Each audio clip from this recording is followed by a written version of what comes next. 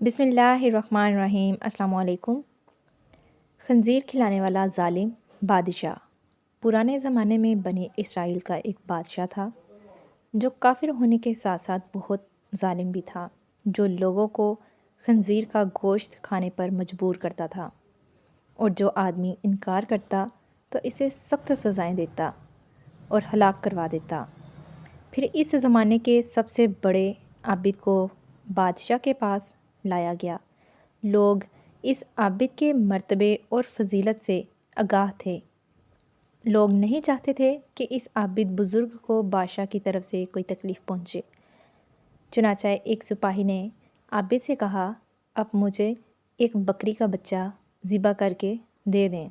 जब बादशाह कहेगा कि इस आबिद के सामने खंजीर का गोश्त रखें तो मैं वही बकरी का गोश्त आपके सामने पेश करूँगा।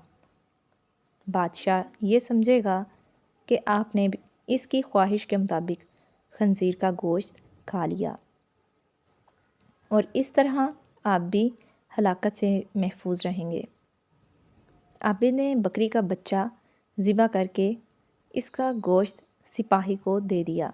जब आबिद को बादशाह के सामने लाया गया तो बादशाह ने हुक्म दिया कि खंजीर का गोश्त लाया जाए मंसूबे के मुताबिक। तो इस सिपाही ने बकरी का गोश्त आबिद को पेश किया। बादशाह ने कहा, मेरे सामने खंजीर का गोश्त खाओ।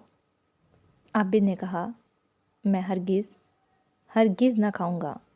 ये सुनकर सिपाही ने इशारे से बताया कि ये वही बकरे का गोश्त है जो आपने दिया था, आप बिला झिझक खा लें। लेकिन आबिद ने बादशाह के सामने वो गोश्त खाने से इनकार कर दिया। ज़ालिम बादशाह ने सिपाहियों को हुक्म दिया कि इसे कत्ल करें। जब आबिद कत्ल के लिए ले जाने लगे तो वही सिपाही करीब आया और कहा, आपने गोश्त क्यों न खाया? बाखुदा ये वही गोश्त था जो आपने दिया था।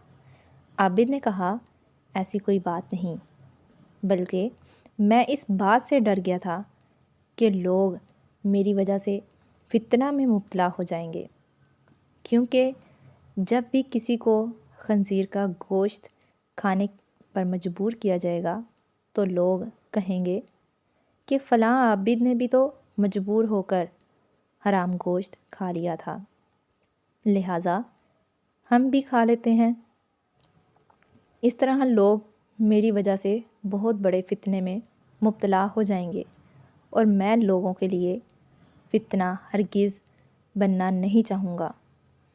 ये कहकर वो आबिद खामोश हो गया और जल्लाद ने इसका सर तन से जुदा कर दिया।